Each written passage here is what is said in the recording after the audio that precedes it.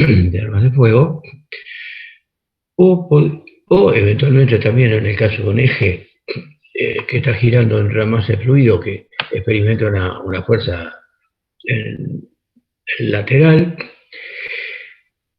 que puede ser molesta o perjudicial para el punto de vista estructural, por ejemplo, un eje de una bomba larga que no esté forrado, que no esté cubierto y que esté girando dentro de un líquido, va a experimentar una fuerza que le va a dar una componente de flexión adicional.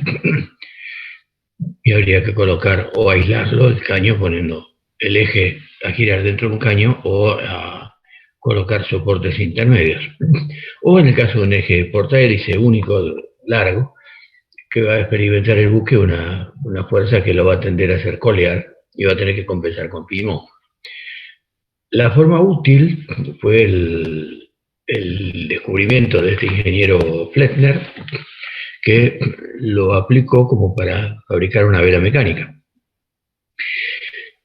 También vimos que en los perfiles, aún sin rotar, si la forma es adecuada, tipo ala de pájaro, entonces podemos obtener una fuerza, digamos, transversal al elemento, al eje del elemento, y transversal también al flujo, ese flujo lateral por un viento o una corriente si es agua, y en función de eso lograr una componente que llamamos sustentación y que sirvió para que los hermanos Wright empezaran a fabricar los primeros aviones que vuelen. Eso fue evolucionando y se empezaron a entender algunos fenómenos aplicando estas teorías del vórtice, digamos, ligado alrededor del perfil, que generaba una componente transversal. Además, ojo, siempre, además de la componente en el sentido del movimiento, que es el arrastre. Y empezaron a explicarse ciertos fenómenos que ya se venían haciendo en forma práctica. Por ejemplo, las velas de tipo latino, cómo era que funcionaban ciñendo el viento, o sea, con viento que venía por la mura, la proa del través, y que eran más eficientes que las velas cuadras en esa condición. Pero todo el mundo sabía, o por lo menos desde varios siglos antes de Cristo se sabía eso, en forma práctica, pero no tenían una explicación. Sabían que funcionaba y lo usaban porque funcionaba. Y también los timones fueron evolucionando también a lo largo del tiempo, pero tampoco se tenía muy claro qué era lo que pasaba con el timón. Se pensaba solamente que había una componente de fuerza, digamos, al sacarlo de la vía, una fuerza normal a la pala. Pero no, las explicaciones eran más o menos aproximadas, pero no demasiado precisas. Con este concepto de la fuerza de sustentación superpuesta a la de arrastre, se empezaron a aplicar todos esos fenómenos. Y llegamos a la conclusión, lo comentamos, de que esa especie de remolino, de vórtice que se genera alrededor del cuerpo, del ala del avión o de la vela, responden a una necesidad, digamos, o a una superposición entre distintos merchán alrededor del casco. Es decir, esos que cuando lo vemos en el agua es lo que llamamos estela, y cuando es el flujo de gas, de aire, lo llamábamos capa límite. Y esa componente determinaba la aparición de esta fuerza útil. Maravilloso, empezamos a aplicarlo a distintas situaciones, alerones, los planos para el control de profundidad en los submarinos, los estabilizadores en los buques. Las aplicaciones navales de estos fenómenos son muy importantes, pero también sobre las hélices, que es lo que tendríamos que empezar a ver hoy. Me gustaría saber si les quedó claro lo de la semana pasada y si más o menos, si alguno tiene alguna laguna o alguna cosa que realmente no entiende cómo es que funciona, lo repetimos ahora antes de pasar adelante. Yo, profe, tengo una duda. Sí, Santander. El doctor Flerner no me quedó en claro si en la antigüedad se usaba solamente como vela y eso no giraba, y hoy en día eso tiene que estar girando para funcionar. No, no es tan así. El rotor de Flettner nació rotando, por eso es su nombre, y fue aprovechar el efecto Magnus en forma útil. Y ese efecto Magnus se descubrió a mediados del siglo XIX, en la última mitad del siglo XIX, con el avance de la artillería y el mayor alcance de los proyectiles que empezaron a ser no esféricos, sino medio cilíndricos con una punta ojival, y a imprimírseles un movimiento de rotación por medio de las estrías para darle estabilidad de gorido. Esa es una historia. Es decir, que digamos que tenemos rotor de Flettner a partir de 1902, 1903, o sea, a principios del siglo XX. O sea que no es tan antigüedad, está bien que es antes que vos nacieras, pero yo la agarré casi de entrada. Y no rotante es lo que sí se viene usando desde la antigüedad, aunque no tuvieran mucha idea.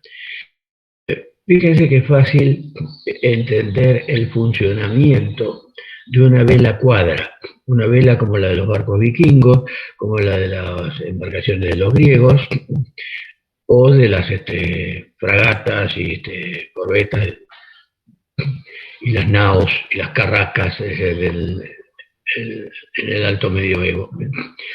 Pero, ¿por qué? Y porque embolsa el viento y te empuja.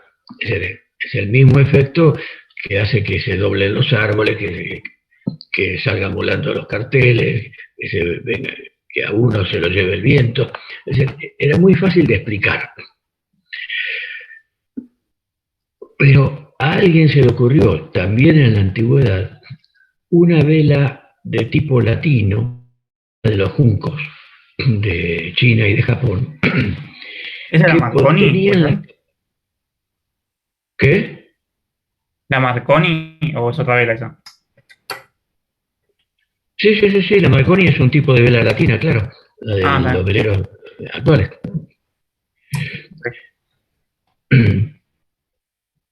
La, la, la vela, digamos, original, esa es una evolución. La original fue la de las galeras, la de las embarcaciones de los árabes, esa vela triangular, digamos que iba colgada de una antena, de ahí el viejo dicho ese de, antes se usaba, ahora no sé, siempre hay hijos y antenados. Quiere decir que hay los hijos que son los favorecidos, los favoritos, y antenados, los que están siendo, digamos, discriminados o relegados, y era porque ante una pequeña falta en esas embarcaciones a la persona se la colgaba de una antena, de ahí lo de entenado. Colgaban y quedaba el tipo ahí colgado en la punta de la antena. Que sería como una botavara la antena cuando se la cortó para facilidad de maniobra, porque era muy difícil cambiar de banda con la antena terminó siendo la botavara de la vela de cangrejas. Perdón, el pico, no la botavara, el pico. Y esas velas se sabía que eran mejores para ceñir el viento, para navegar con viento por la mura, que la vela cuadra. Entonces se empezó a ser popular, pero no se tenía claro muy bien, no había explicaciones de por qué funcionaba así. funcionaba y punto. Hoy en día sabemos que es porque reciben un cierto efecto de sustentación.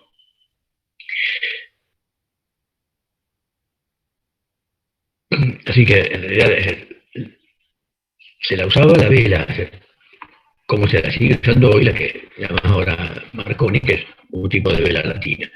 Pero el rotor nació después que se supo el efecto que tenía una corriente atravesada sobre un cilindro de rota.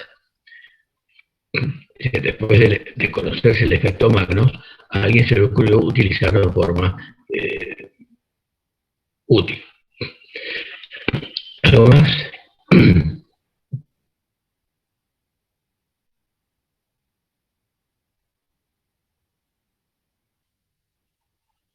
Bueno, entonces hoy tendremos que empezar con la hélice, esta porquería. Este de juguete, pero tiene una forma bastante adecuada, una hélice de 5 palas. El tema es ver por qué las palas son como son y cómo es que funciona.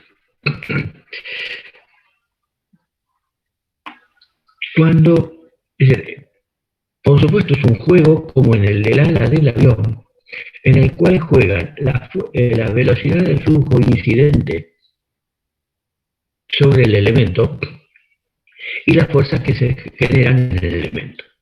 Ya sabemos, para rebobinar ideas, que cuando el flujo de viento o la corriente de agua inciden sobre el cuerpo, está la corriente, la fuerza llamada arrastre, que es viscosa en su origen y que tiene el mismo sentido de la corriente. Y que en determinadas condiciones aparece en el componente transversal, tanto al flujo como al elemento, que es la que llamamos sustentación.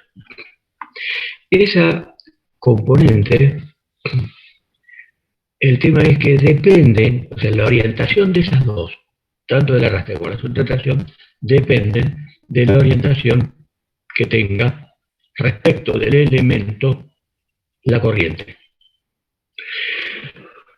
Y cuando el elemento es de movimiento lineal, pura y exclusivamente, es fácil ver la dirección de esa corriente.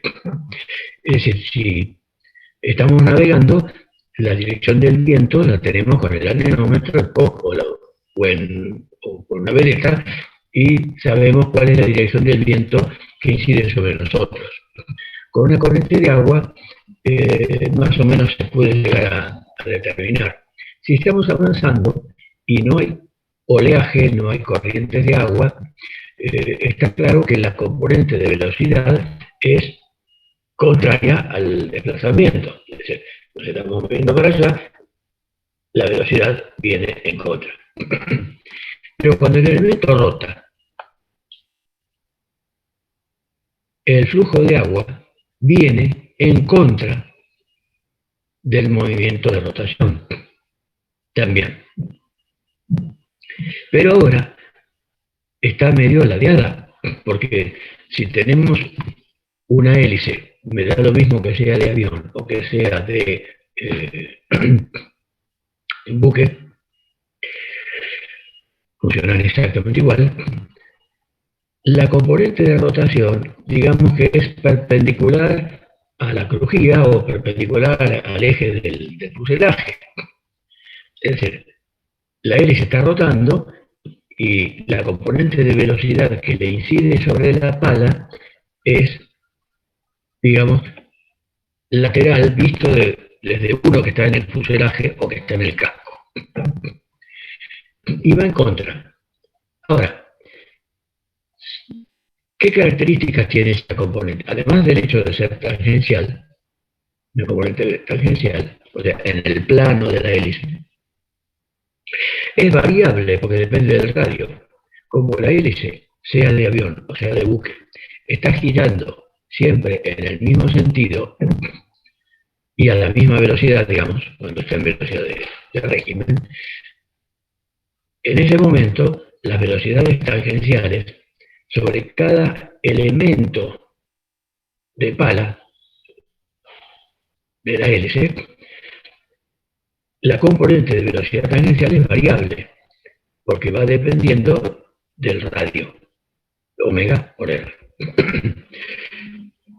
Cuando se superpone el hecho de que la hélice que esté girando, al mismo tiempo el cuerpo se está moviendo, aparecen dos componentes de fuerza, de velocidades. Una, que es la que corresponde a la rotación, y otra, que es perpendicular a esa, que es la que llamamos de avance, que no necesariamente coincide con la velocidad a la que se mueve el cuerpo. En algunos casos sí, en general no. ¿Por qué? Porque ya sabemos que existe esa estela, que es esa capa de remolinos que se forman alrededor del casco. ¿Qué ocurre? Por el principio de adherencia, el agua tiende a pegarse al casco o el aire tiende a pegarse al fuselaje del avión. Esa masa empieza a moverse junto con el buque. Quiere decir que, y después transfiere su acción a las capas de fluido que están un poco más alejadas, y por lo tanto, hasta que se llega a esa velocidad contraria, digamos, que sería la misma velocidad con la que uno se mueve, pero al revés, o relativa, hay una zona en la cual la velocidad del agua no es la misma del cuerpo, la velocidad relativa, porque está siendo frenada de alguna manera por el cuerpo. Eso es lo que se llama estela. Por lo tanto, hay una velocidad en la estela.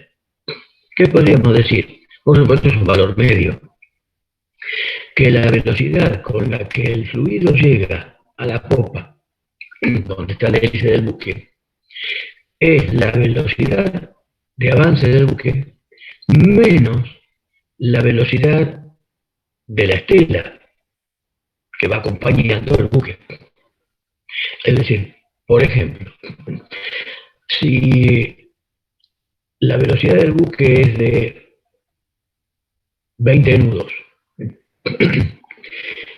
y la componente de estela, la velocidad de estela, es de un 10%, la velocidad desde proa hacia popa, con la cual llega el agua hacia la zona donde está la hélice, es de 18 nudos. ¿Cómo se sabe? Bueno, se han hecho infinidad de ensayos en laboratorio con modelos de cadena, midiendo en distintos puntos en la zona donde está la hélice a distintos radios respecto de la posición del eje y de distintas posiciones angulares, es decir, arriba, abajo, a los costados, 45 grados, 30, 60, etc. Y se han hecho relevamientos con distintos modelos de cadenas, es decir, de buques pesqueros, de buques petroleros, de buques de portacontenedores, de buques de pasajeros, de buques de guerra, y se han ido obteniendo fórmulas que me dicen para tal buque o tal modelo de buque con tal coeficiente de bloque, por ejemplo, los coeficientes de estela esperables están entre tanto y tanto. Eso como para hacer estimaciones. Después, en los astilleros, cuando van a hacer un buque determinado, para ese buque y esas líneas y esas ruedas se hacen ensayos para tenerlo con más precisión. Pero bueno, resumiendo, a la hélice, a la zona del plano de la hélice, tenemos dos componentes de velocidad que considerar. Una que sería esa velocidad de avance del agua contra la hélice, debido a que el buque se mueve hacia adelante, y otra componente en el plano de la hélice, tangencial, que es la que corresponde a la rotación de la hélice.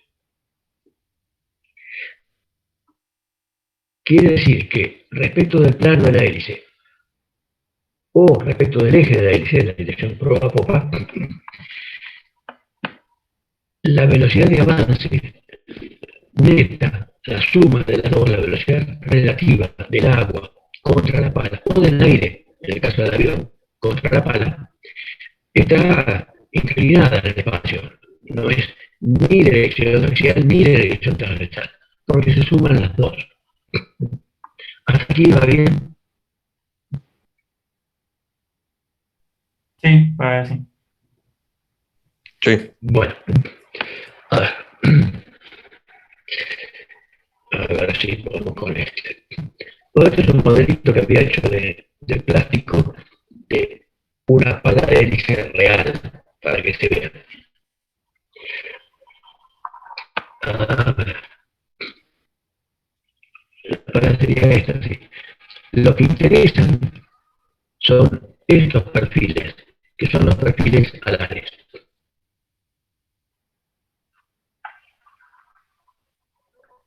Espera que ahí no se quiere entrar.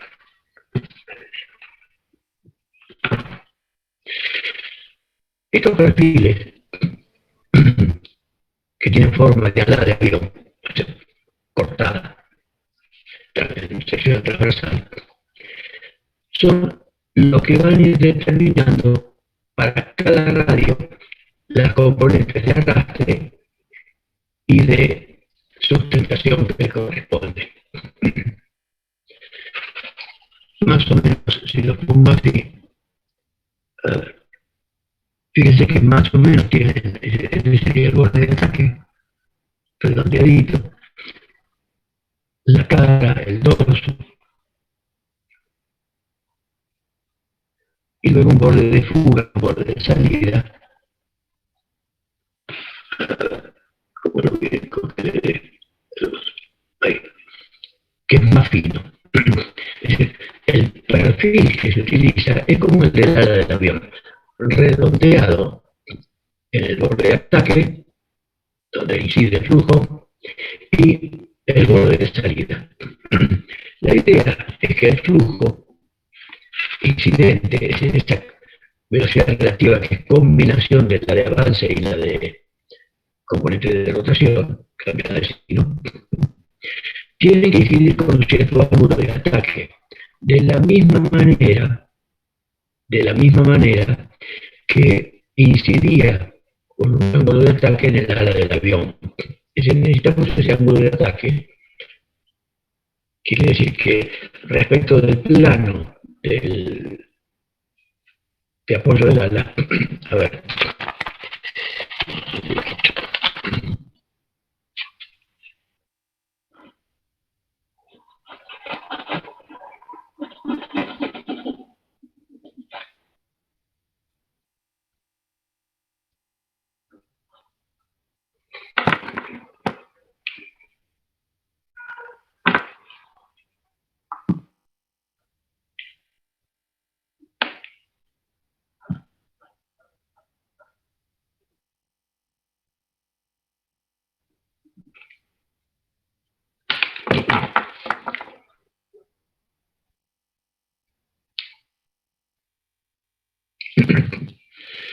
vamos a explicar eso de ángulo de ataque. Igual pues en la punta lo tiene. Supongamos que el perfil sea este, que es el ala del avión, y el flujo incide así. Al incidir así en esta dirección, la puse horizontal como referencia, y el perfil está inclinado respecto a este plano, que es el plano de referencia, que sería el donde está puesto el perfil cuando lo pone sobre la mesa. Este es lo que determina el ángulo de ataque. Y el ángulo de ataque más chico o más grande es lo que determina cómo van a ser, o qué valor van a tener la fuerza de arrastre y la fuerza de sustentación. Si el ángulo este fuera nulo totalmente, si el flujo viniera totalmente alineado, no habría fuerza de sustentación y solamente tendríamos el arrastre. En la medida que el ángulo empieza a crecer, a medida que el ángulo va creciendo, se ve que las fuerzas de sustentación empiezan a crecer y va creciendo más o menos linealmente, o bastante lineal, hasta que se llega a un ángulo suficientemente grande para el cual la sustentación se pierde, desaparece. Es más, en muchos casos se puede dar que la fuerza de sustentación pase a tener sentido contrario. En lugar de estar sustentando hacia para arriba, que pase a estar para abajo. Esto es el ángulo es el límite en el cual se pierde la sustentación, es lo que se conoce como ángulo de pérdida, que lo habrán escuchado hablar por el tema de los aviones. El avión entró en pérdida, es el ala que entró en pérdida, y el avión se fue para abajo.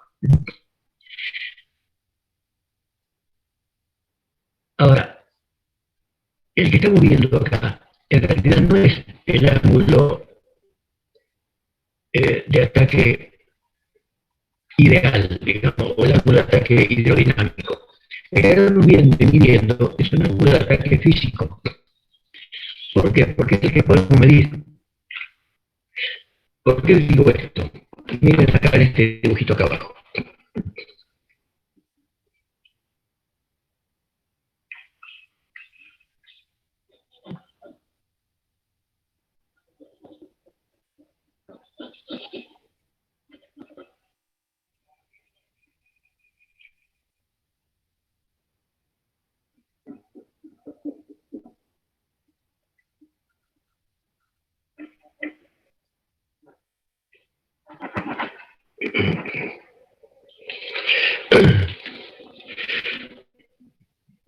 Ven acá un perfil totalmente simétrico, como sería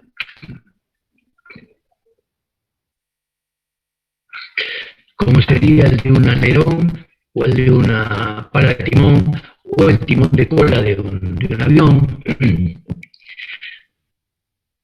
Este perfil, al ser simétrico, el ángulo de ataque nulo está clarísimo que es el plano de simetría, por ahí por el medio.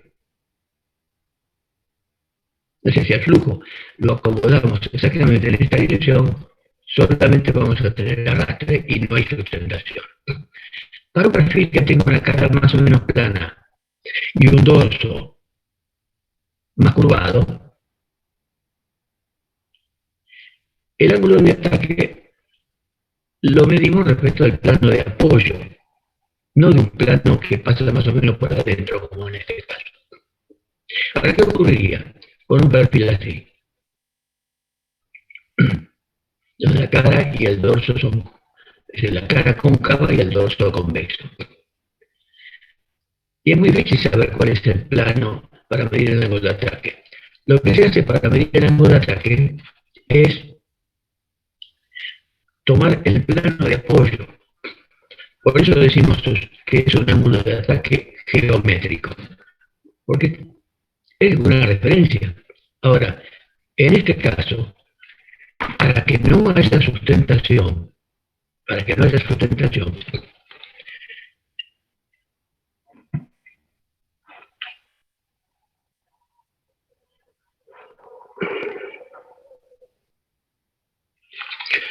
el flujo tendría que estar incidiendo ya medio así, es decir, respecto de este ángulo, con un ángulo de ataque ya negativo. En este caso también, pero a lo mejor acá es de 1 o 2 grados, pero cuanto mayor sea la curvatura de este lado respecto de esta cara, o sea, cuanto más alejado de esto esté el perfil, más diferencia va a haber entre el ángulo geométrico y el ángulo real. Fíjense en esta hora lo que agrego al dibujo.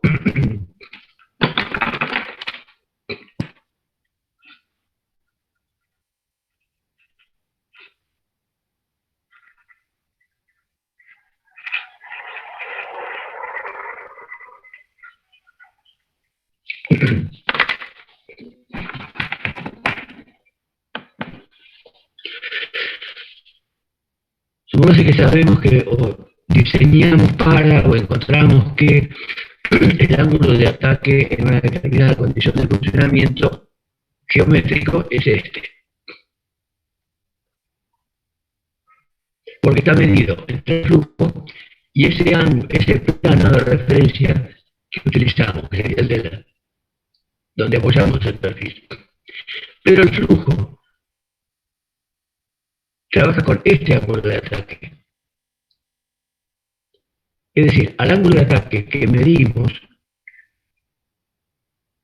sobre una referencia estándar, que es el geométrico, el hidrodinámico de ataque es un poquito mayor. ¿Cuánto mayor? Depende de la forma del perfil. Es decir, que tendríamos que hacer unos 450 ensayos para determinar las características de funcionamiento con las distintas formas de perfil. ¿Es mucho trabajo? Puede ser, pero no hay otro camino. Se pueden hacer modelos matemáticos, etcétera, etcétera, pero los modelos matemáticos no aseguran que el resultado sea correcto, a menos que esté corroborado por la experiencia. Entonces,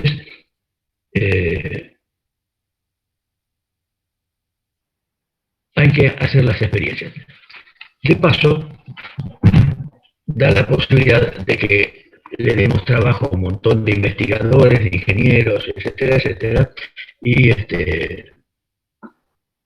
para toda esa gente resulta muy divertido, porque están cobrando plata por jugar con modelos de barcos, modelos de alas de avión, modelos de hélices de avión, etcétera, etcétera.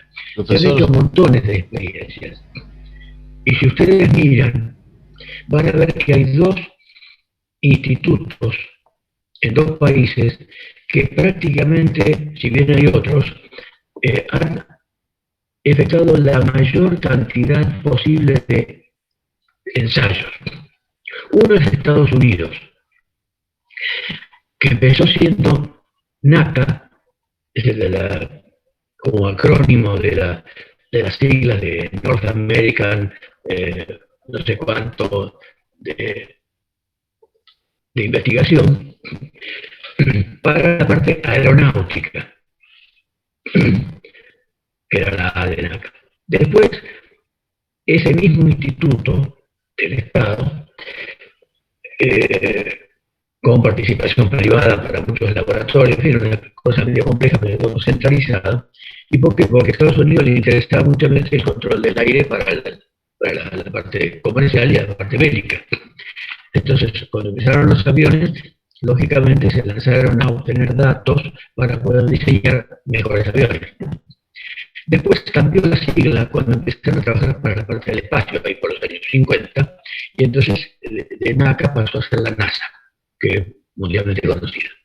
Los otros que trabajaron mucho en la parte aeronáutica fueron los alemanes, en instituto de los laboratorios de la Universidad de Göttingen, en Alemania. Y esas son las dos fuentes más importantes que tenemos de datos de las características de sustentación y de arrastre para una infinidad de formas de perfiles,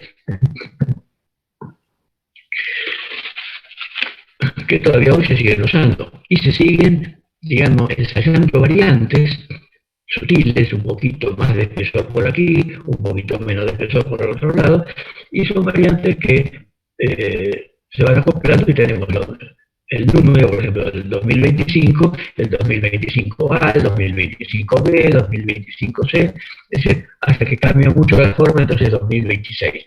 Y así van sacando distintos datos, que hoy en día en muchas computadoras de cálculo ya esos datos están sistematizados para poder efectuar los cálculos por computadora y no manualmente como se hacía hasta 1960 por ahí.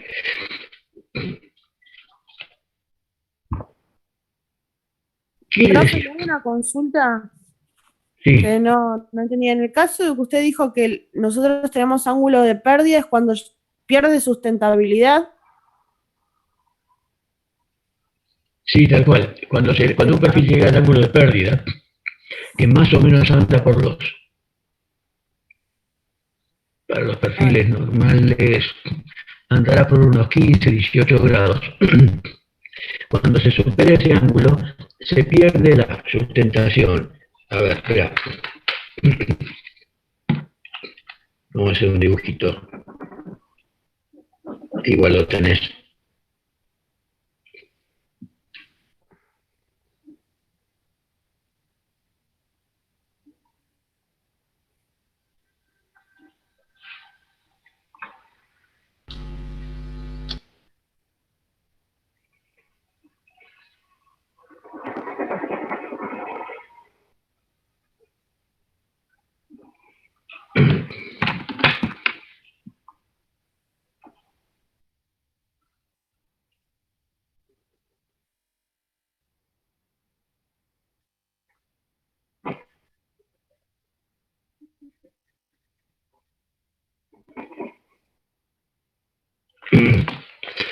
Más o menos algo así.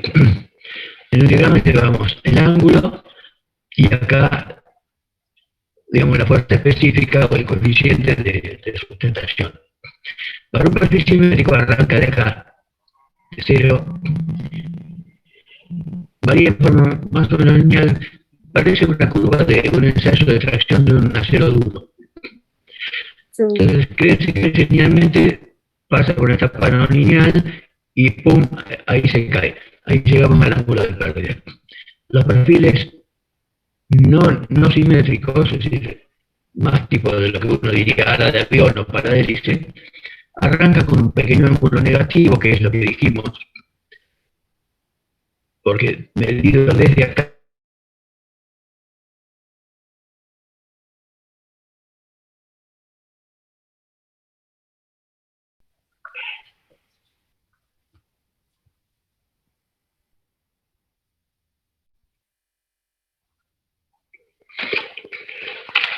Bueno, se cortó la otra, no me di cuenta del tiempo y se cortó la otra reunión. Estamos con, le estábamos aclarando a Lilio la pregunta, así que no sé en qué momento se cortó, así que vuelvo detrás. Vimos que como lo que medimos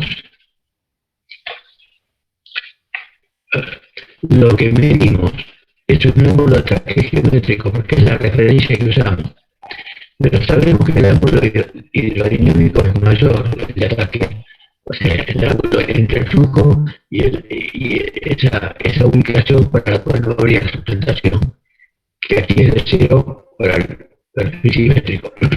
Cuando se hacen los diagramas, entonces como lo que se usa como referencia es el ángulo de ataque geométrico de referencia, digamos, y no el hidrodinámico, en el caso de los perfiles asimétricos, el diagrama arranca de acá, pues son unos grados más.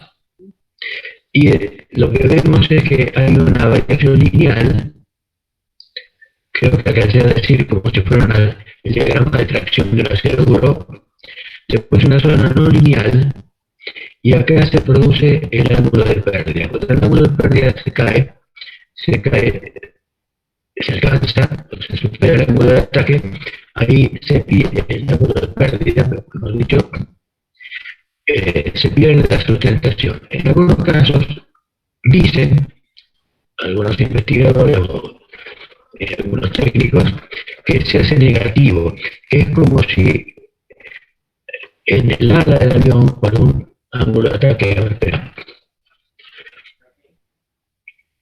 con un ángulo de ataque demasiado grande, la fuerza de sustentación, que normalmente estaría orientada así para arriba, pasa a estar orientada para abajo, y eso ayuda a que el avión se caiga. No sé si es tan así, pero de cualquier manera lo cierto es que algunos aviones se caen, lamentablemente. Y lamentablemente porque se ha descubierto que muchas veces ese ángulo de ataque tan grande que aumenta y aumenta y aumenta, lo hace la misma computadora del piloto automático cuando se engaña con respecto a la velocidad del suficiente corredores del tubo de piloto.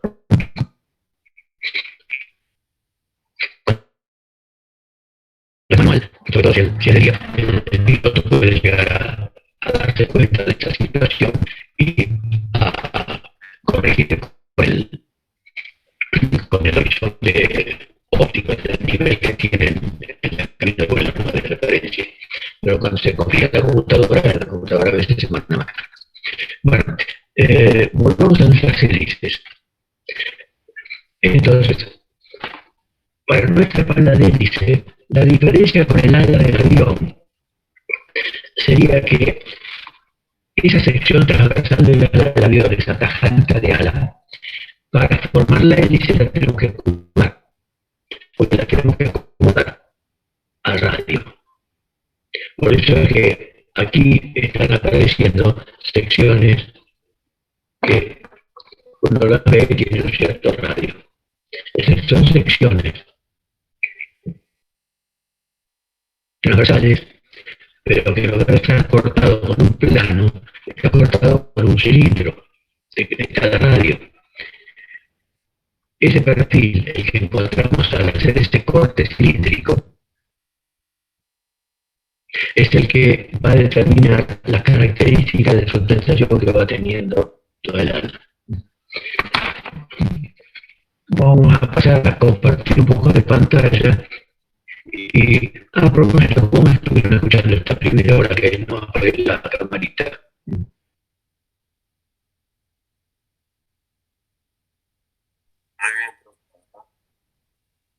¿Cómo se le escuchó la primera hora, profe? Sí.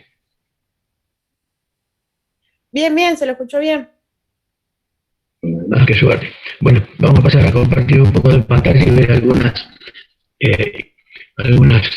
fotografías de palas de hélice, etcétera, para poder seguir hablando. Entonces, lo que quiero aclarar es la mayor posible de conceptos para que les quede la idea y a partir de esa idea que puedan llegar a entender mejor el apunte.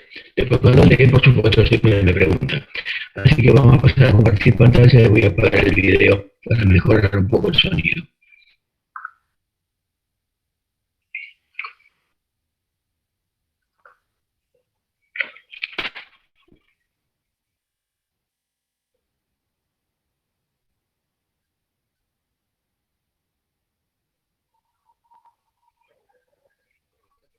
¿Ya la tienen ahí?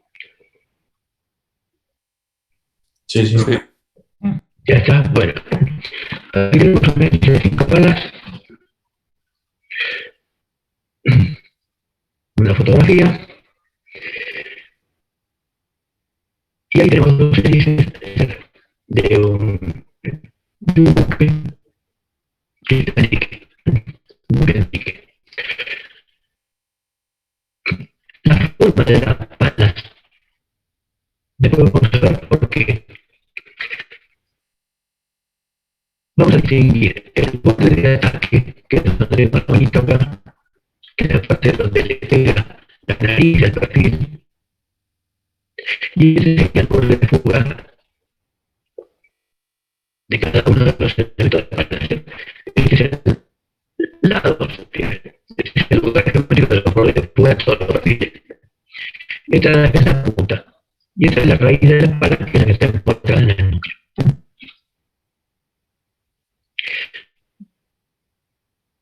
Acá utilicé esta foto para marcar las velocidades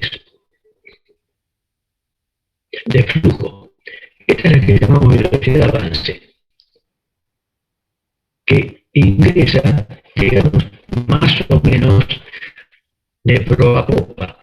Porque digo más o menos, sí, porque el barco, la forma del casco en la popa son de que el flujo en realidad viene medio con una dirección principal, esta axial, paralela al eje, pero en realidad viene subiendo y cerrándose desde afuera para adentro, hacia el centro. Y luego la componente de rotación. Esta es la rotación de la pala, hacia donde rota la pala, y esto es como viene el flujo incidente. Y acá intenté marcar más o menos como sería una sección radial, un radio constante, marcar un radio constante ahí. Más o menos hay una línea así. Este es el largo, digamos, del elemento de pala. Con la cuerda. En términos aeronáuticos sería la cuerda del perfil. Entonces, para el buque,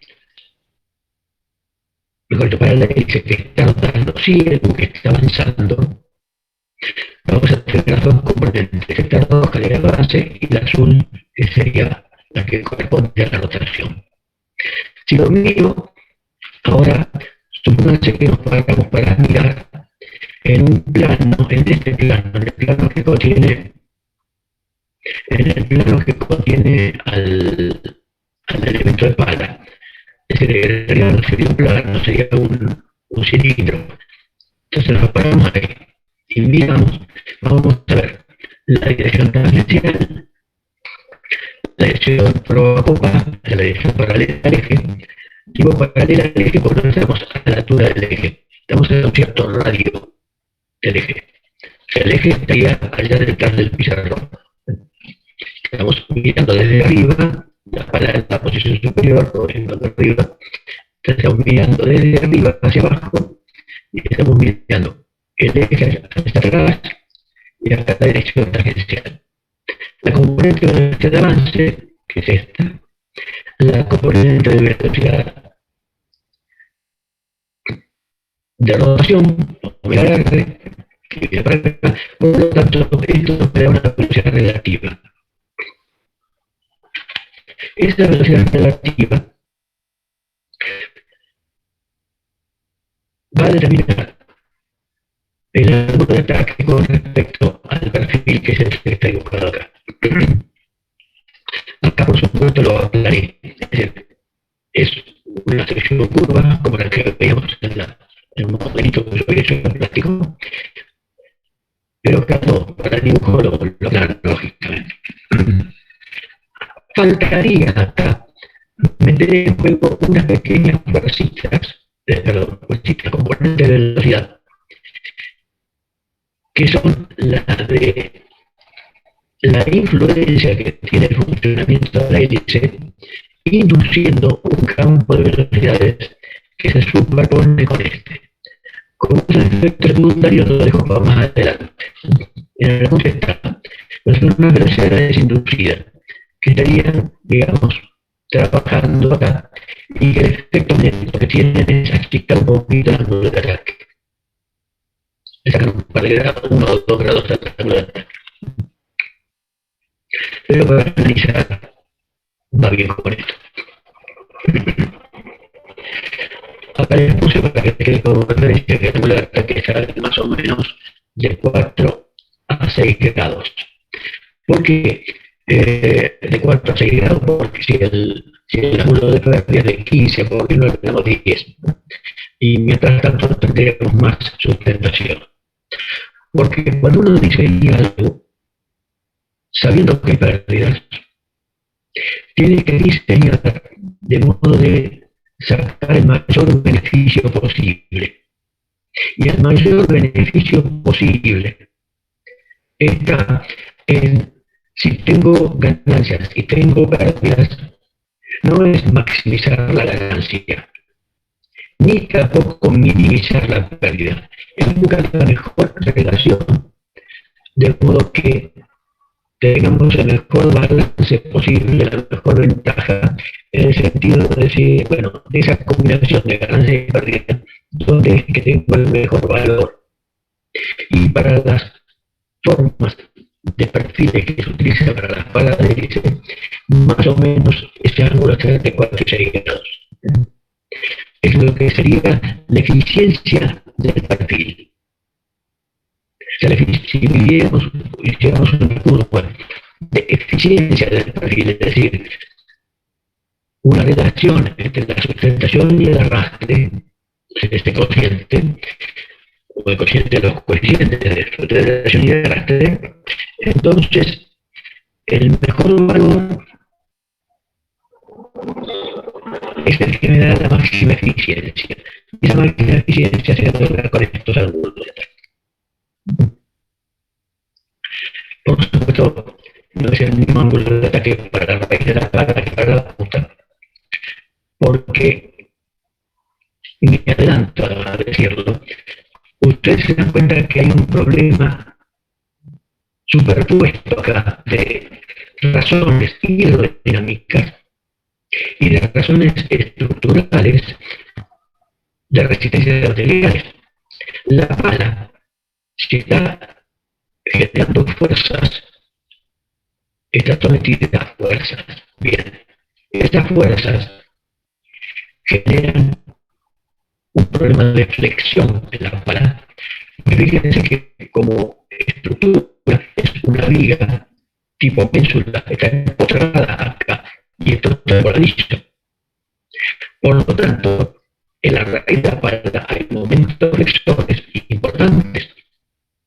Y en esos momentos flexores hay que resistirlos con una sección adecuada que tenga como una viga una cierta altura, un cierto módulo resistente. Ese módulo resistente se va a obtener con espesor, pero resulta que los con mayor espesor de la raíz tengo más espesor que en la punta o en el centro. Entonces ese mayor espesor que tengo que adecuar hace que el perfil hidrodinámicamente sea muy rechoncho. Como estoy haciendo acá con las manitos, supongamos, en lugar de este perfil esbelto en relación al avión, tuviéramos una cosa así. ¿Vieron alguna vez ustedes una ala de avión así gorda? ¿Vale? Salvo en algún dibujo animado, no. ¿Por qué? Porque es poco eficiente. Es decir, que la zona cercana al núcleo, que tenemos que hacer más gordita, la pala, por razones estructurales de resistencia mecánica, es menos eficiente desde el punto de vista hidrodinámico. ¿Qué quiere decir menos eficiente desde el punto de vista hidrodinámico? Que aporta mucho arrastre, o sea, mucha resistencia, pero poca sustentación, o sea, poca fuerza útil. ¿Atractiva bien? Sí. ¿Se pueden ubicar bien? El tema de las hélices es la dificultad geométrica, más que nada, de no veo dónde están las cosas. Si más o menos se ve y lo tienen claro, pasamos adelante.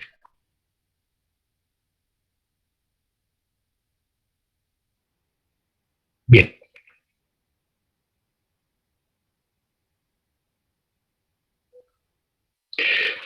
Aquí al lado, repito este diagrama y pongo en juego las fuerzas que aparecen. En la dirección de la componente de velocidad relativa, ojo, están metidos acá, ¿no? En el aire, acá a un cierto radio del eje. O sea, el eje está más atrás, un radio más abajo o más atrás del pizarrón. Sobre esta dirección de la velocidad relativa aparece el arrastre. En inglés, acá.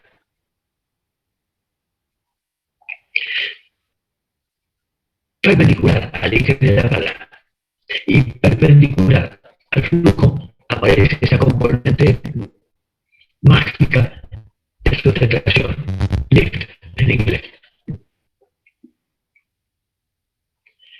Esas dos fuerzas son las que van a dar, por supuesto, no la dibujé acá, una componente total, que sería la suma. No le da pena, no la puse, para no complicar la figura. Ahora, ¿qué ocurre? Estas fuerzas tienen una cierta influencia en lo que yo estoy buscando, que es que la hélice me sirva para propulsar el vehículo, sea avión o sea el buque.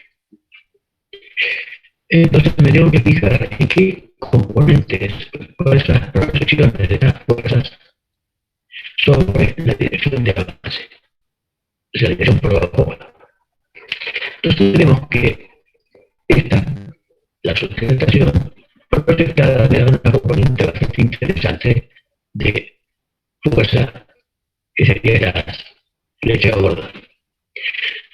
¿Por qué dice más corta? Porque esta juega en contra. La de arrastre está frenando un poquito.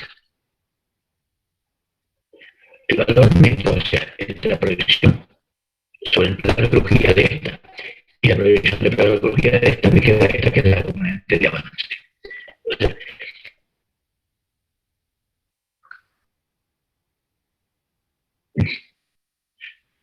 esta fuerza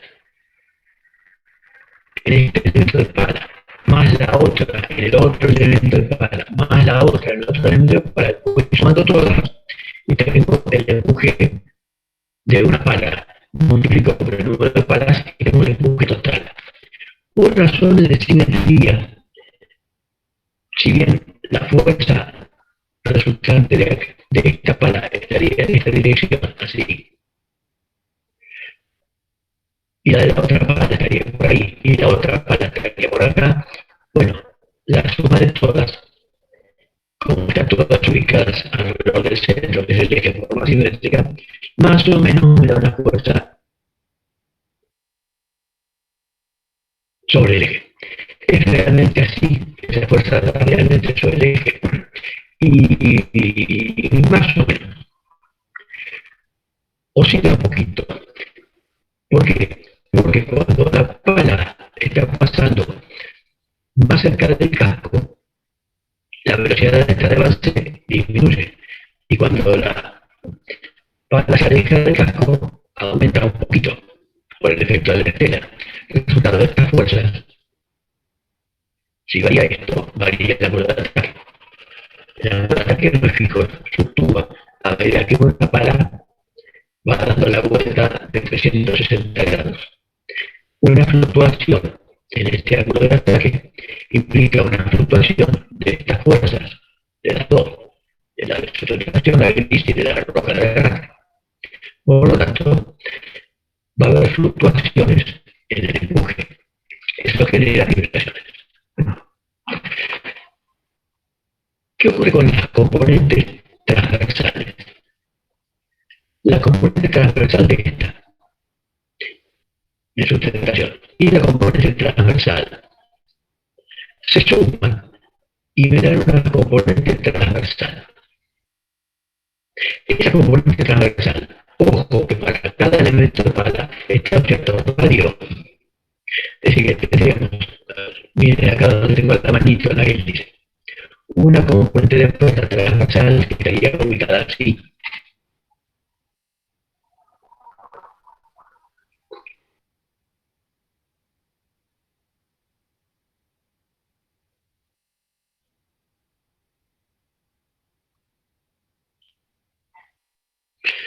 Este es el radio, y una fuerza acá.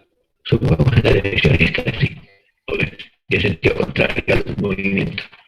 Multiplicado por el radio que me da un momento que actuaría en este sentido,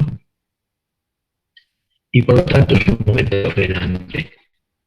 Este momento resistente o frenante es el que tiene que vencer el motor. El torque del motor lo que hace es vencer. Ahí tengo que la realidad es la suma de todos los momentos, todos los efectos de pala multiplicado por 5, o por el número de palas. Entonces, ese momento determinado por estas fuerzas multiplicadas por su radio y sumado a todos los elementos de pala y toda la pala, es el momento que la hélice exige o necesita que le provea el motor. Y que como también está afectado por esa oscilación, por el hecho de que cuando la pala está dando la vuelta, varía la velocidad porque varía la velocidad alcista. Entonces está la chica sobre la tarjeta componente alrededor de un valor medio, el ángulo de ataque oscila alrededor de un valor medio, por lo tanto estas fuerzas oscilan alrededor de un valor medio y esta que es una derivada de la suma de estas proyecciones, si estas variables también y varía cíclicamente.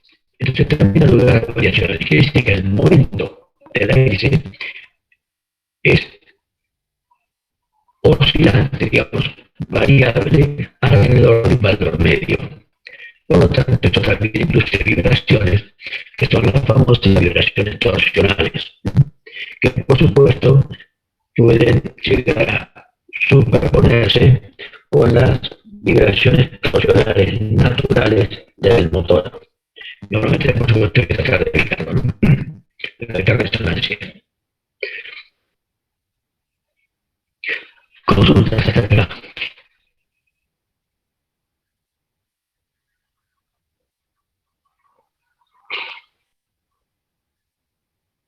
¿Me escuchan? Los veo.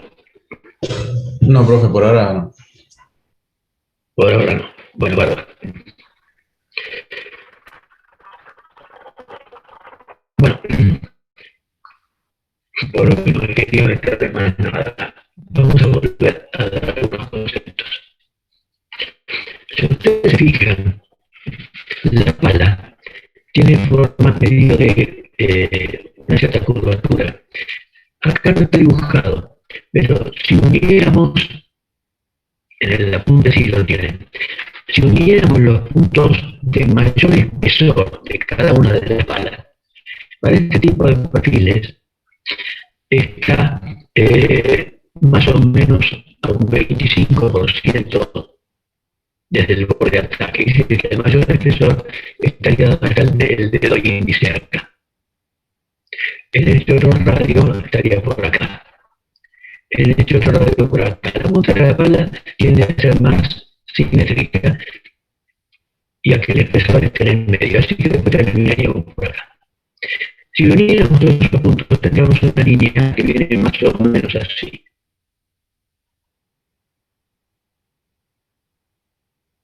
Es decir, que la pala no es de eje recto. La pala tiene curvatura. En las palas de avión, de la experiencia de avión, esto casi no se nota, la pala prácticamente recta. Aunque hay ahora unos aviones que tienen las hélices curvadas, así en forma de ojos.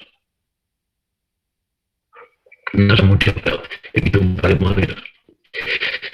Esa curvatura, ¿a qué se debe? Y se debe al hecho de que, como sabemos que la pala al dar vuelta alrededor del eje, sucesivamente pasa por zonas más perturbadas de la estela, cerca del casco, y zonas menos perturbadas, más lejos del casco. Lo que voy a estar teniendo es toda una serie de zonas más perturbadas, menos perturbadas, menos perturbadas, más perturbadas, más perturbadas, así. Como eso es cíclico, y tenemos que cortar eso, y que eso da origen a vibraciones, una forma de reducir las vibraciones, lo ideal sería hacer que la estela fuera uniforme. Eso no es fácil de lograr, a pesar de que se han hecho muchos intentos. Los bulbos de popa tienen esa finalidad, uniformar un poco la estela. Pero tampoco son perfectos. Entonces, dado que es inevitable que nuestra estela y nuestra velocidad de avance esta sea variable, una forma de reducir la vibración es hacer que no toda la pala ingrese al mismo tiempo en la zona perturbada. Entonces, si fuera una pala recta, hubo algunas hélices así al principio.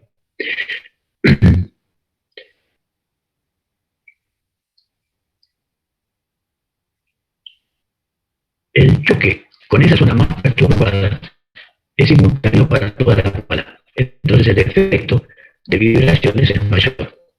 Si podemos ver una curvatura, de modo que cuando una parte de la pala está entrando, la otra todavía está lejos, y que cuando la que está lejos va llegando a la zona más perturbada, la otra parte ya está saliendo, se disminuyen las vibraciones.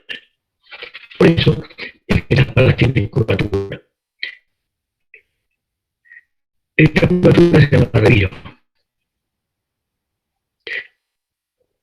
Y algunas especies tienen mucho revío. Fíjense las especies y las palas son muy curvadas. Como la de los tomatitos, por ejemplo, donde para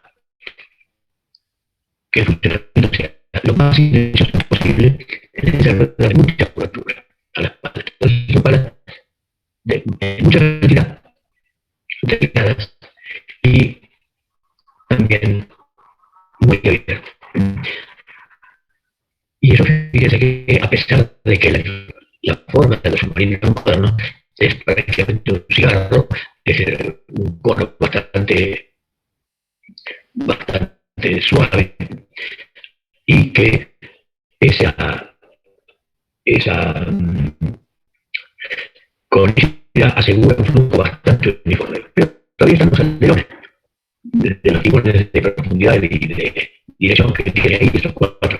Entonces, esa pequeña perturbación que provoca igual generaría algo de vibraciones y ruido, y para que el submarino sea más silencioso, las palas tienen mucho curvatura. Entonces, todo lo que por alguna forma tiene, de modo que todas las palas que uno puede encontrarse tienen este revío, más o menos acentuado, pero todas tienen revío. La otra forma de hacer que la pala no pase por zonas tan perturbadas es la de alejar la pala del casco. Entonces, para alejar la pala del casco es lo que ustedes ven, que constructivamente la hélice está puesta en una zona del casco donde el casco no termina inmediatamente la hélice. Se hace una forma adecuada para que haya un mano de hélice delante de la hélice lo más amplio posible. Eso es lo que los vecinos se miran fotos del buque muy viejo, la forma de corte, sobre todo inclusive cerrado, daba una proximidad bastante grande de la pala de la hélice sobre el casco. Actualmente ahora se hacen construcciones donde la zona del disco de la hélice está en una zona lo más libre posible. Ese alejar la pala del casco también se puede lograr si el plano de la pala de realidad, o sea, estos radios, no están totalmente perpendiculares al eje, sino que están desfasados, de modo que vista de costado, la pala cae hacia popa. Es decir, supone que este es el eje. Y este es una perpendicular. La pala de cargo, en lugar de estar orientada, si bien derechita como una hélice de avión, está inclinada hacia atrás. Como si quisiéramos decir, bueno, vamos a hacer que la punta de la pala esté casi tocando a la pala del tipo que está por acá. Entonces la pala sale hacia atrás. Eso se da, y van a ver, se llama caída o rake, R-A-K-E en inglés, rake. Que las palas de la hélice tienen caída, rake, y revío. En inglés, revío es skew, S-K-E-W. S-K-E-W, skew. Los dos, cada uno por su lado, digamos, estas dos soluciones constructivas tienden a disminuir las vibraciones de la hélice. Para que es un buque, el que tu vida no importa tanto, a la militar, y posiblemente submarino. El tipo de alerta, por supuesto, que son blancos submarinos credenciales. Así que también el tema de lo que pasa en términos de pase tiempo de paz, el tema de las migraciones, lo que hacen es apoyarnos porque para probar que no se deterioren, que nos interesa reducir las migraciones. Y aparte para irnos tranquilos, ¿no? Porque la migración se transmitiría en la máquina, toda una serie de problemas. Bueno, maquinista es el deterioro de los distintos elementos de máquina. Y para todo el mundo, que las vibraciones dan una cierta incomodidad, castañetean los dientes, se corren las aceitunas del platito de vermut, etc. Todo tipo de cosas molestas. Bueno, ¿alguna consulta? Queda poco tiempo ya. Profe, también en la hélice se produce la cavitación, ¿no? Sí, en realidad la cavitación le quiero no sé si la dejaré la hora siguiente. Sí, No. todos estos conceptos, más o menos, las explicaciones resultaron claras, por supuesto después tienen que ver, pero la otra hora la dedico a la cavitación, que son las fotos que están tomando ahí abajo. Bueno.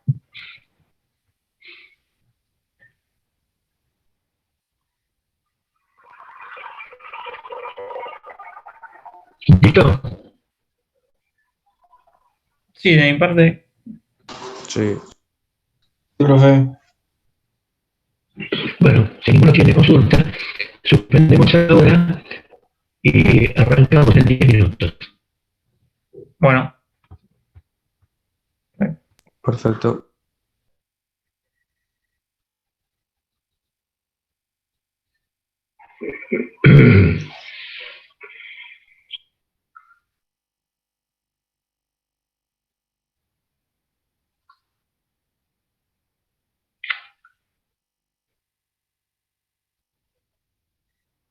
Bueno, entonces, resumiendo lo de la última parte de la clase anterior, entonces vimos que las palas de las hélices de los buques y aparentemente algunas de los aviones ahora, se les da una curvatura cuando es muy exagerada, como en los casos de los submarinos, tiene forma de una hoz o de una guadaña, simplemente para que disminuyan las vibraciones por la irregularidad de la estela. Se suele decir que la pala corta el agua, no a la manera de una espada recta, sino de una cimitarra, como el sable corvo de San Martín, o una de esas famosas espadas japonesas, de una katana, en que también la hoja tiene una cierta curvatura, y de hecho, para aprovechar el filo de las katanas, la técnica de uso no es de golpear como uno golpearía con una hacha o con un machete, sino de corte. Es decir, digamos, la técnica de uso es diferente, no se maneja, no se ablande de la misma manera, porque la idea es cortar. Que es un poco también el tema del uso de la cimitarra, del sable corvo, ¿no? Más como una herramienta de corte que no como de golpe. Y después el otro efecto que era de inclinar la pala, el eje de la pala, en lugar de estar perpendicular al eje, que la pala está con una cierta caída hacia popa. Fíjese que ahora las fuerzas que están trabajando en un cierto plano respecto de la pala, si miramos esta de costado, esto está representando la altura del eje, y la pala tiene, respecto a la perpendicular, una cierta caída, fíjense, se está apartando. O sea, esto es una hélice típica de buque una hélice de 4 palas de un buque carguero normal. O sea, de hecho, las secciones estas están hechas en base a los planos de la hélice. Y hay una cierta separación. Esto es una cierta caída, más o menos son unos 12 grados, 15 grados. Esa es la caída que se le da a los buques. Ahora, como las fuerzas se están dando acá, en este plano, si la hélice está dando vueltas sobre la masa, también actúa la fuerza centrífuga, que más o menos sería una fuerza orientada perpendicular al eje, esa sería una fuerza así en el baricentro, en el baricentro de la pala. Ahora, si la pala es sin caída, así, la fuerza centrífuga está traccionando la pala, pero no genera flexión. Pero al darle caída, ahora la fuerza esta centrífuga estaría dando un momento de flexión de la pala. O sea, estructuralmente la estamos condenando a un esfuerzo mayor, además de torsión, el momento flexor, mejor dicho, el momento flexor por las fuerzas de su translación y de arrastre, le agregamos un momento flexor debido a la fuerza centrífuga. Como el número de vueltas de la hélice es bajo, la fuerza centrífuga es baja.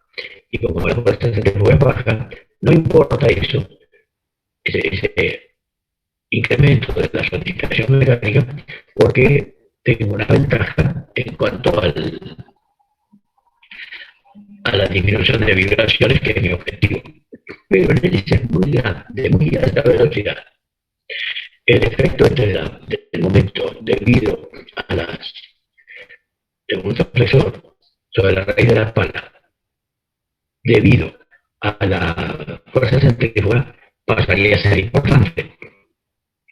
Y eso se nota en las lanchas de carrera. En las lanchas de carrera, las palas no tienen caída. Son así. Es más, a veces se les da una caída hacia proa, al revés de pepino, caída hacia proa. ¿Por qué? Para generar un momento flexor que tienda a compensar, a neutralizar el momento flexor de las fuerzas de empuje. Entonces se le da como una especie de contraargumento, dándole caída hacia adelante. Esa caída hacia adelante, por supuesto, el eje es largo, la hélice está lejos del casco, está por abajo, no afecta la lancha de carrera. Pero es beneficioso. ¿Por qué?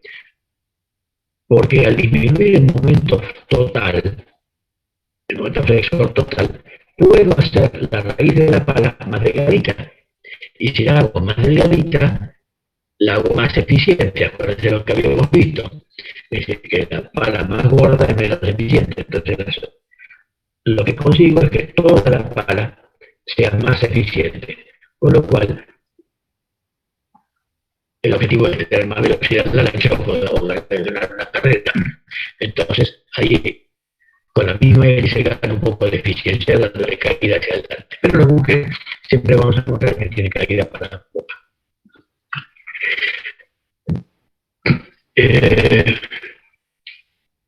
Pasaría a compartir pantalla para ver el tema de la cavitación.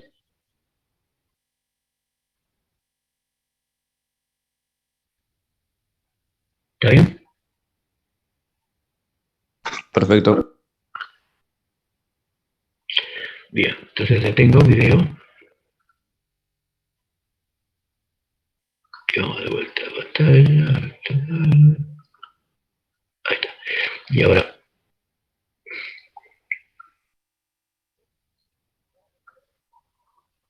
vamos al tema cavitación.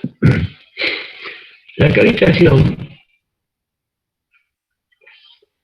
vimos que es la aparición de burbujas de vapor de agua, no de aire, de vapor de agua,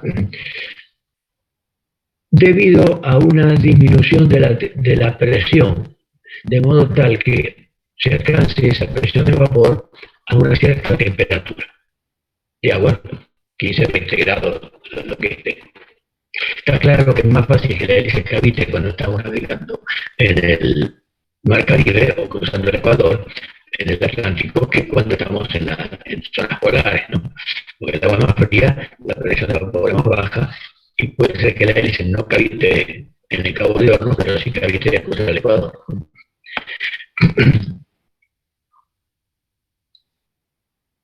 Y acá aparece toda una zona de baja presión. ¿Qué ocurre? En el perfil, debido a esa circulación que habíamos visto, que es el efecto equivalente de todos los remolinitos en la cara y en el dorso, se forma como un vórtice alrededor de la pala, con lo cual en la zona superior la presión es menor que el dorso, y en la zona de la cara es donde influye donde pega el flujo normalmente. Tenemos más presión.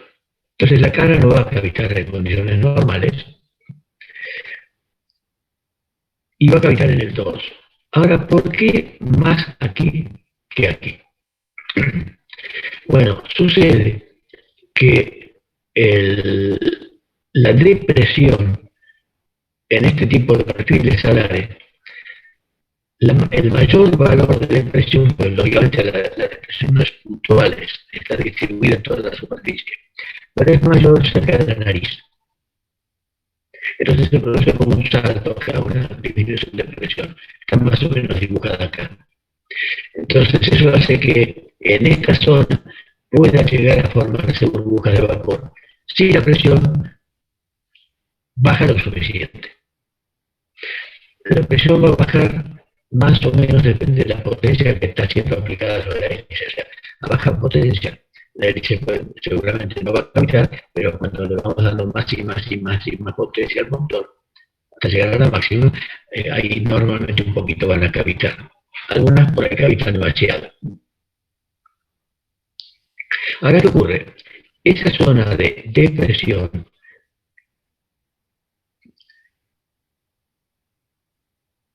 es tal, a ver, es como si acá hicieron, supóngase que la línea esta negra de acá fuera el nivel de presión para el cual por debajo de eso se forma cavitación.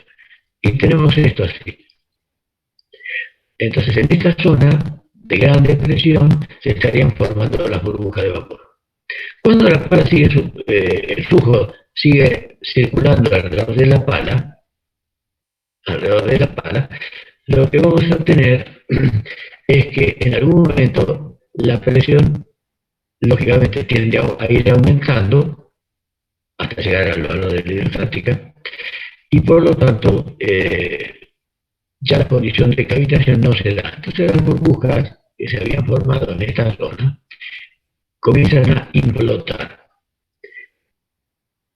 ¿Qué es lo que sucede? Cuando las burbujas de vapor se forman o implotan, cambia el volumen específico, es decir, cuando se forma la burbuja de vapor, la gota de agua se expande y aumenta su volumen. Cuando colapsa la burbuja de vapor y vuelve al estado líquido, disminuye su volumen específico. Tengan en cuenta que a presiones del orden de la atmosférica o algo así, un poco por debajo de la atmosférica, la relación de volúmenes entre el centímetro cúbico del gramo de agua y el gramo de vapor es de 800 a 900 veces. Es decir, que hay un aumento muy sustancial del volumen ocupado por esa agua que se convirtió en vapor. Y acá desaparece. Como es un proceso rápido, genera pulsos de presión. Aquí la burbuja de vapor que se forma presiona, porque lógicamente necesita hacerse lugar. Entonces hay picos de presión en esta zona y también picos de presión en esta zona cuando desaparece. El resultado igual que aparecían las bombas o los codos de las cañerías, es que comienza a deteriorarse el material por fatiga de esos golpes repetidos a una frecuencia muy alta, o sea, como sonido sería muy agudo, porque la frecuencia es alta, 2000 ciclos por segundo o algo por el estilo, para tener una idea, de modo tal que se va produciendo un deterioro en la pala. Ese deterioro en la pala, por microfisuras que después van progresando y se va desprendiendo el material, a la superficie que era lisa, la deja, como se ve acá, toda picada, picadora viruela.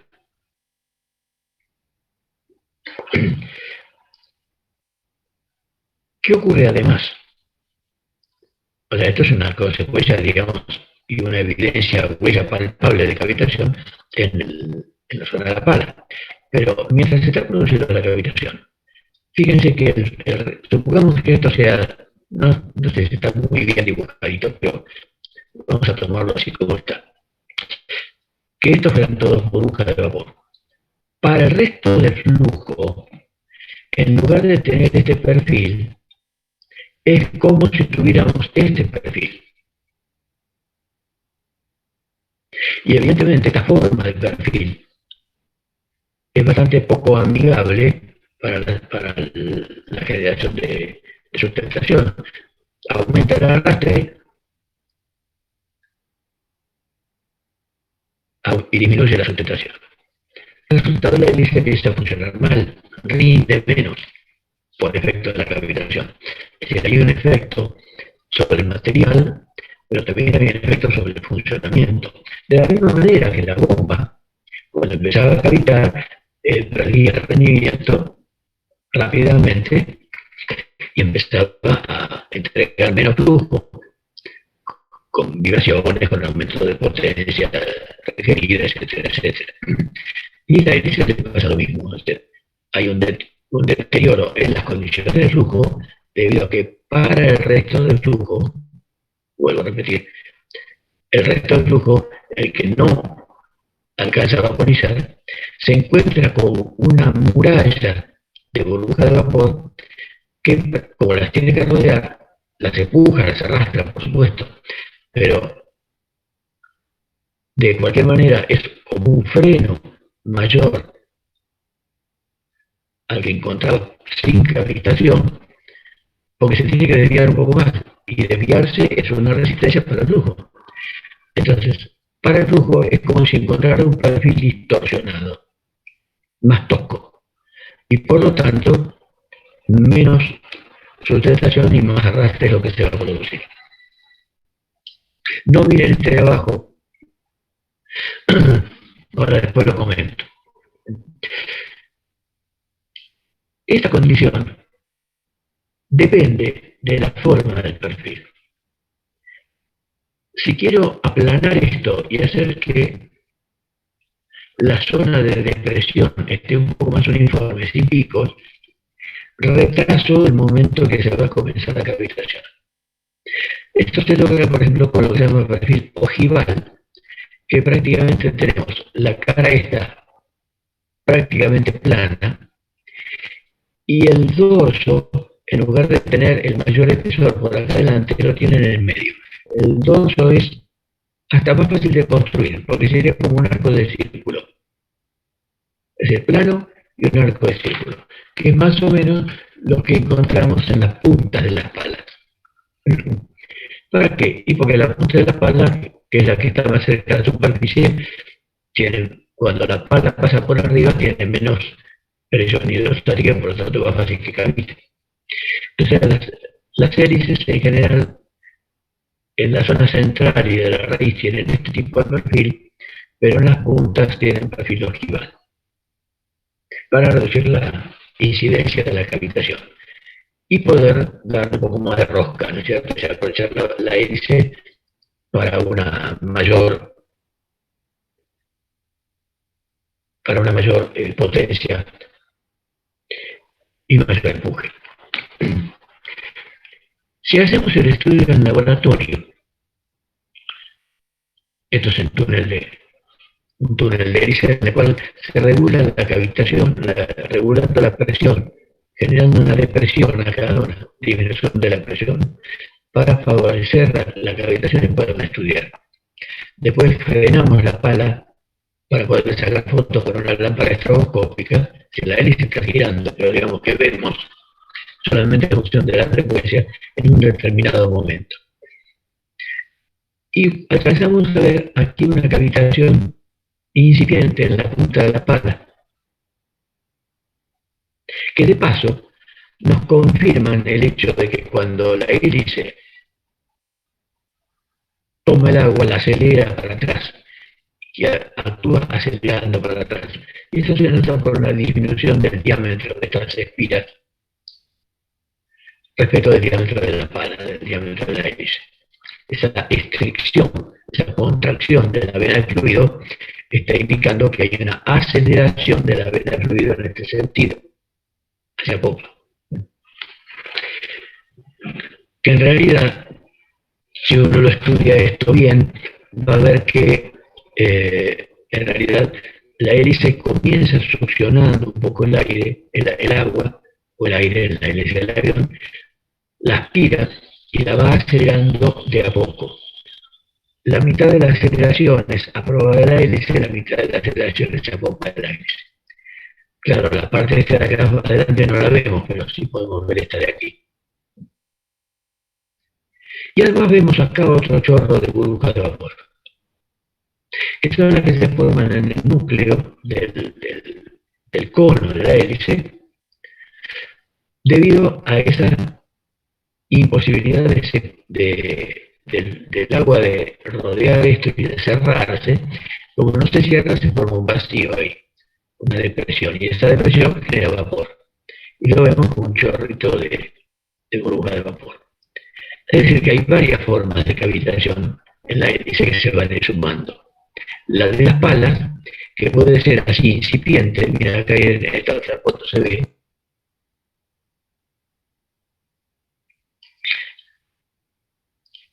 pero también puede ser más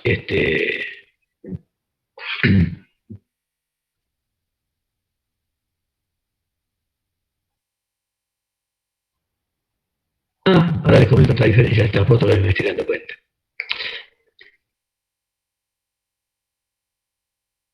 Puede ser más incipiente, y por cerrada, supuesto, abierta. no, es otra cosa. Acá es una cavitación incipiente en la punta de la pala. Acá esta que está dañada, ya evidentemente acá hubiéramos visto toda una nube de burbujas de vapor. No solamente esto, porque acá está cavitando toda la pala. Esta es una situación bastante grave. O sea, la hélice estuvo funcionando realmente sobreexigida o en muy malas condiciones. No, la diferencia que estoy notando acá es que el flujo de agua siempre viene de izquierda a derecha. Pero aquí la hélice está al revés. Aquí la hélice está como si el casco estuviera acá adelante y el motor que mueve la hélice está del lado de atrás, está en la zona de, como si estuviera detrás del timón. Es diferente, por eso acá en este no alcanza a aparecer este chorro de burbujas de vapor. Que en la práctica estas burbujas y estas, ¿dónde van a ir a dar? A la pala del timón. Esta le pega directa ahí en la nariz, a la altura del eje, y esta le pega en el costado de la pala, en la zona de adelante de la pala. La única forma de evitar el deterioro en el timón no lo puedo evitar, se va a producir. Y lo que intento es que no me pinche la chapa de timón y se me llene el timón de agua, haciéndole la chapa de timón más gruesa en la zona de adelante que en la zona de atrás. Acá, como el flujo viene de este lado, aquí evidentemente no llega a haber cavitación. Tiene una forma cónica suave.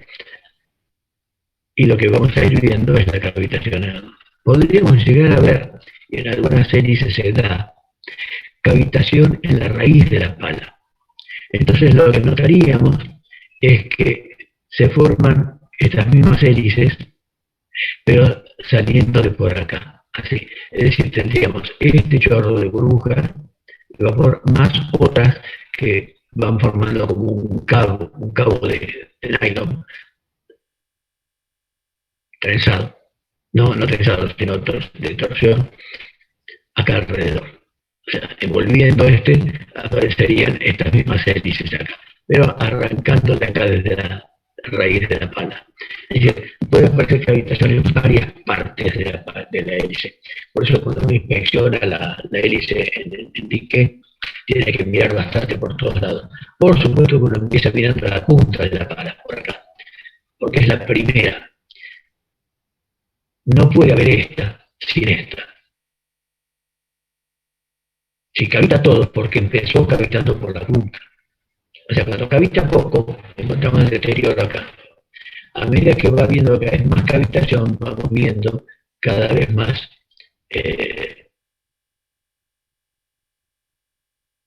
hacia adentro, cubriendo más la superficie de la pala.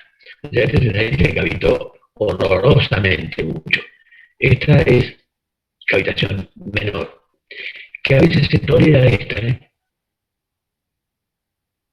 A veces se calcula, ya se diseña la hélice sabiendo que cuando el buque esté a máxima potencia va a cavitar un poquito y se va a ir deteriorando un poco la punta de la pala con el tiempo. ¿Por qué se hace eso? ¿Por qué aceptamos de entrada que puede haber cavitación? Porque para que no haya cavitación, perdón, voy a volver arriba, acá. La potencia que estamos generando con el motor, y estamos convirtiendo en potencia de empuje aparte de torque, quiere decir que cada pala de estas está repartiendo, en este caso, un quinto del empuje total.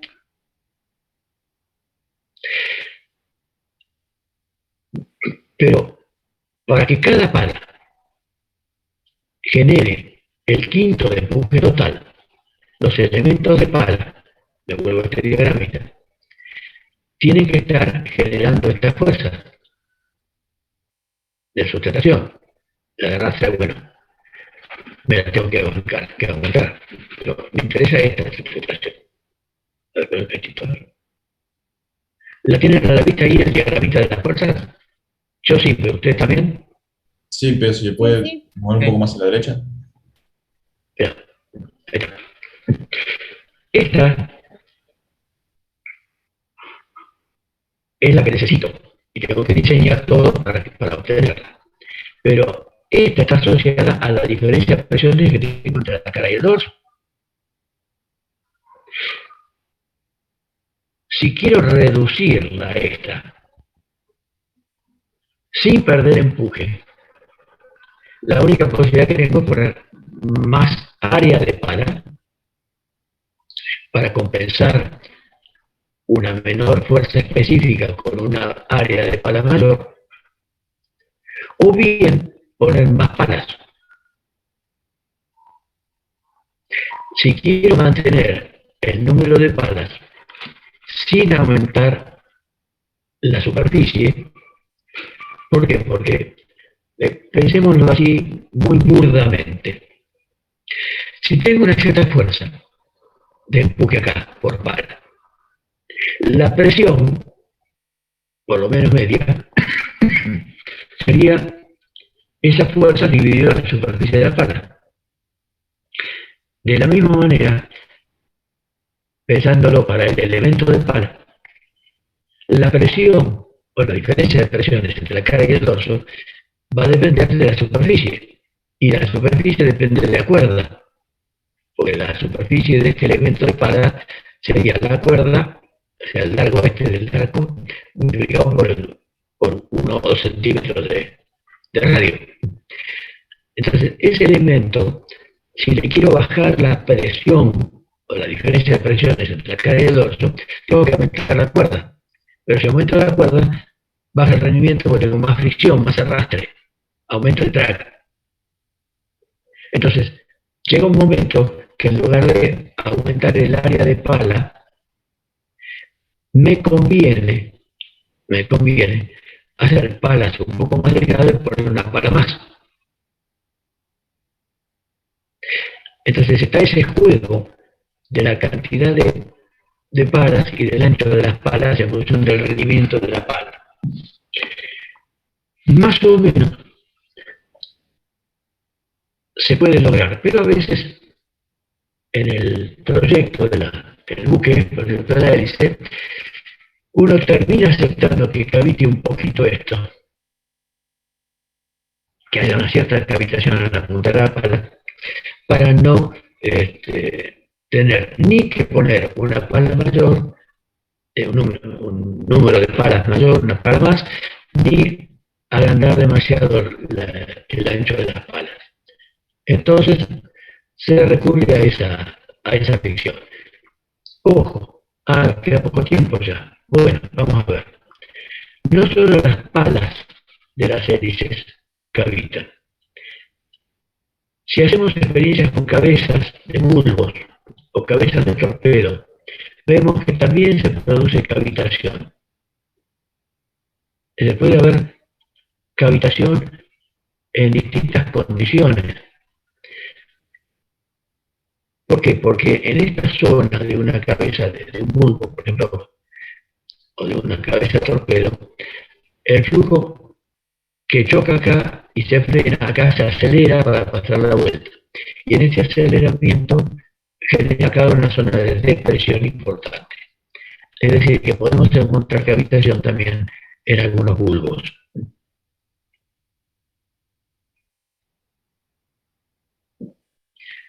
Las fotos no son muy nítidas, lamentablemente, pero sí se ven algunas burbujitas de vapor acá.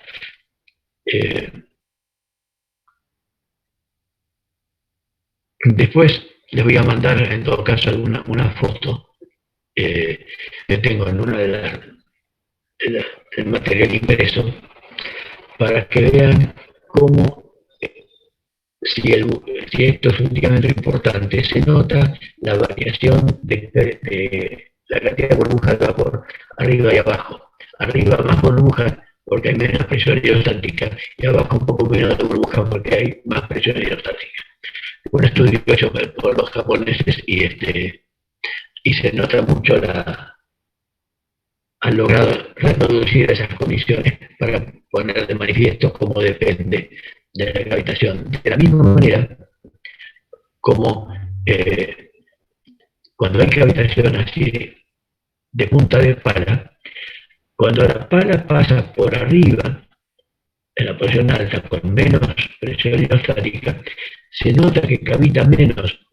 La zona esta afectada por la gravitación es muy chica. Y cuando la pala baja, en la pala de abajo se ve que hay más cavitación.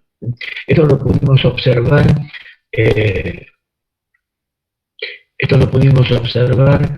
En Golfo Nuevo, cuando hicimos la práctica de la prueba de navegación de la primera corbeta que hizo AFNE, de la corbeta MECO 140, en que arriba de la hélice en el casco se habían hecho unas ventanas con unos vidrios, dos ventanas arriba de una de las hélices. Y la hélice se le pintó toda una cuadrícula a la hélice. Entonces, esa cuadrícula permitía ver la proporción de burbujas cuánta superficie afectaba. Y se veía bien de noche, una noche hicimos la práctica, navegando con presión máxima, y se veía como las burbujas de vapor eran mayores abajo que arriba. Cuando la pala pasaba por la posición superior, había menos burbujas. Cuando pasaba por la posición, veíamos al mismo tiempo una pala arriba y una pala abajo, y veíamos que la pala de abajo tenía mayor superficie cubierta de burbujas. Fue una linda experiencia. Pero sí, todo esto es una hélice chica, estas hélices de laboratorio generalmente tienen 25 o 30 centímetros de diámetro, 40 más, ¿no?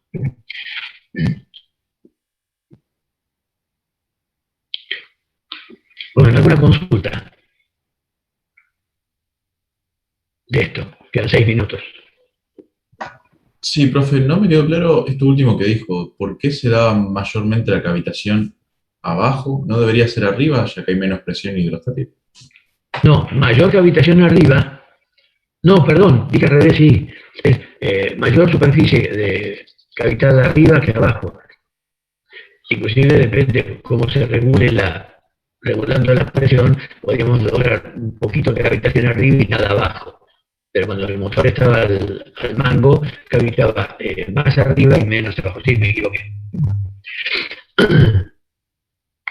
Listo, La mayor presión hidrostática hace que el salto de presiones, si bien se sigue produciendo, tenga menos influencia y no alcanza a formar burbuja de vapor o forma menos que cuando la pala pasa por la posición superior.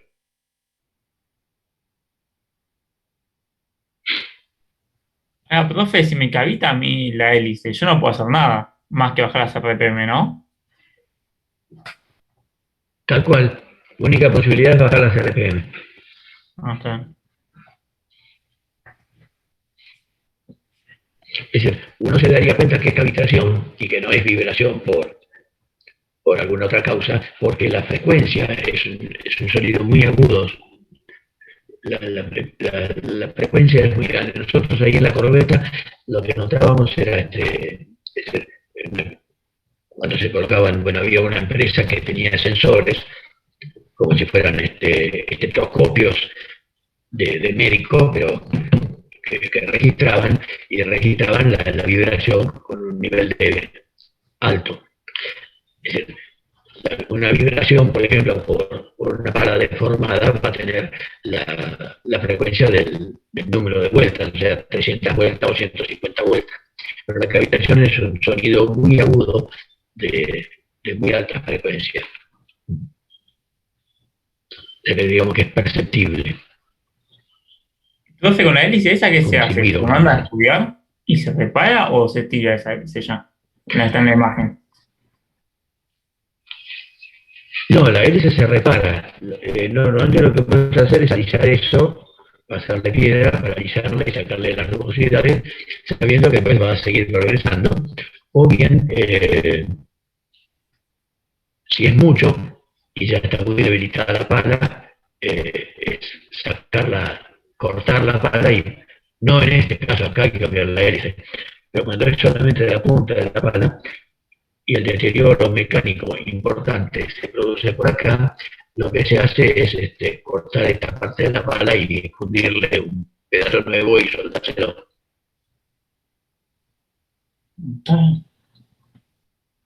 Que es más barato que poner una hélice nueva.